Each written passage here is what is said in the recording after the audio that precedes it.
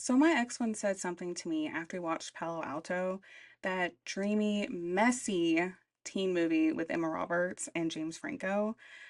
He turned to me and he said, I hate media that has nostalgia for something that never was. And honestly, that line has haunted me ever since because he was right. So much of the media that I loved growing up, Lana Del Rey songs, Nylon magazine spreads, Tumblr gifs of American Apparel ads, it wasn't nostalgic for anything that was real. It was nostalgic for a fantasy, a mood, a collective daydream of teenhood that looked better in film than it ever felt in reality. My very first issue of 17 was the March 2005 cover with the Hilton sisters, Paris and Nikki. I remember it so clearly because it came in the mail and it got rained on before I could bring it inside. The cover was warped and it was messed up, which honestly feels kind of symbolic. The glossy fantasy of girlhood literally could not hold up against real life. And that's what 17 was for me: glossy, bright, safe. Prom dress spreads, quizzes about your crush, hair tutorials for homecoming. But then came Nylon, which was a whole different universe. Thrift store chic that somehow cost $400. Interviews with indie bands nobody in my small town had heard of. Spreads of girls with eyeliner that looked like it was slept in, but like on purpose. It was like two different manuals for girlhood: the clean bubblegum mainstream versus the alt, messy, cool girl fantasy. And as a Zillennial, stuck between millennials and Gen Z, I grew up straddling both. I was too old to be Gen Z's hyper online teen. Well, I still was online, like with MySpace and Tumblr, but too young to fully claim the millennial coming of age. So I got both versions and neither. And here's the thing: 17 itself wasn't even new. It was basically the modern version of the 1950s teen magazines, selling sock hop innocence and how boyfriend guides. So, this tension between glossy mainstream and messy alternative youth, it's been around forever. Then there was Lana Del Rey, Tumblr's patron saint, mother. And her Born to Die era was religion online. She built her career on nostalgia for an America that never really existed. Convertible cars, motel pools, cherry Coke, Pepsi Cola, if you know, you know. Sad girls with smeared mascara. Hello. And her song Brooklyn Baby. It was literally supposed to be a duet with Lou Reed from the Velvet Underground. Lana even flew to New York to record with him, but Lou Reed passed away the same day that she landed. So she ended up recording it alone.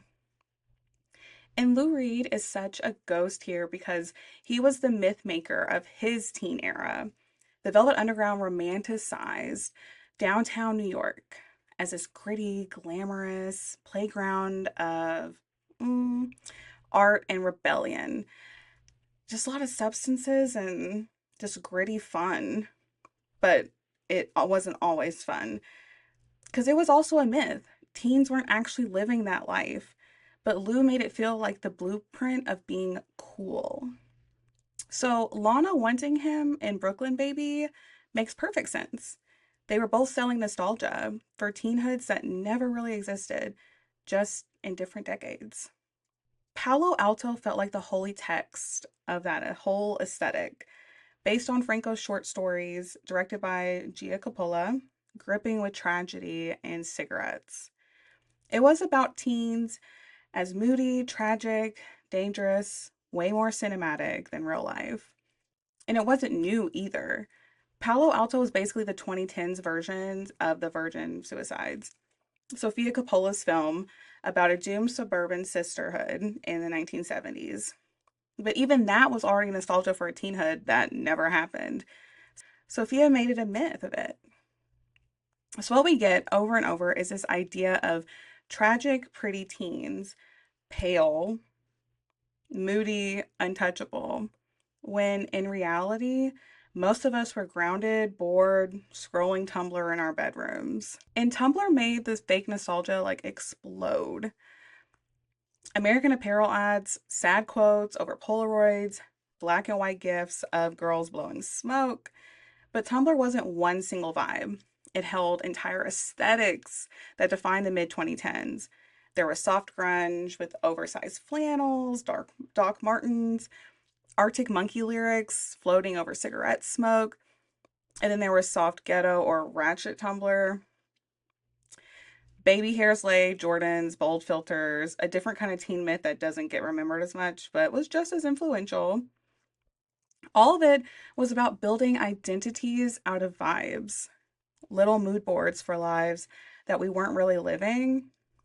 And it wasn't just online for me. I had a literal mural on the inside of my closet door. It was like cutouts from Teen Vogue, outfits, makeup looks, inspo, just everything I wanted to wear to school. It was like my personal nylon spread, taped together with a glue stick. Our bedrooms were basically physical Tumblr dashboards, collages, magazine stacks, perfume bottles we couldn't ever really afford. We were building aesthetics we hoped would become our lives. And now it makes me a little sad because I lost my Tumblr login. I don't know if anyone else can relate to this. I don't have the email anymore. It was a Yahoo. I don't think anyone even uses Yahoo anymore.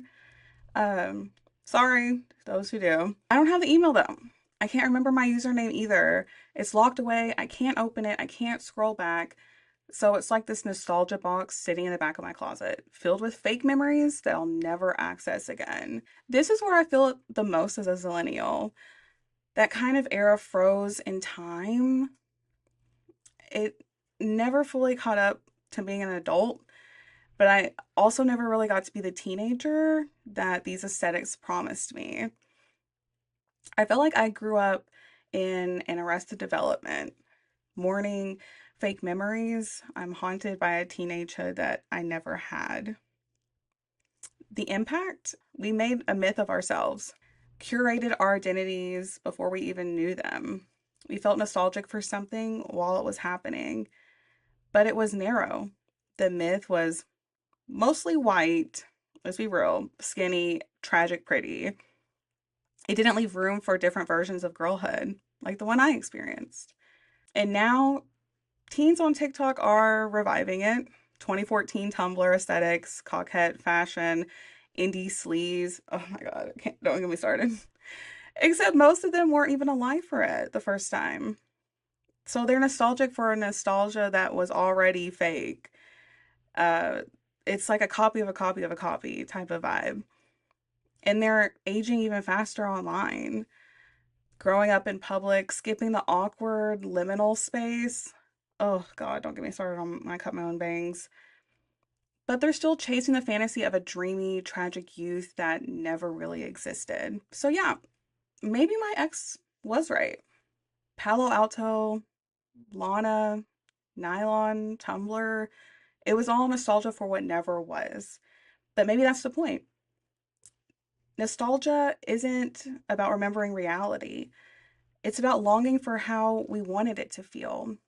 Cinematic, romantic, tragic. And as a Zillennial, I'm still in that limbo. Nostalgic for fake memories, stuck in Arrested Development. From that warped Hilton cover of 17 magazine to my lost Tumblr login, maybe nostalgia is just like that. Glossy, fragile, impossible to hold on to forever, even if the memories inside it never really happened.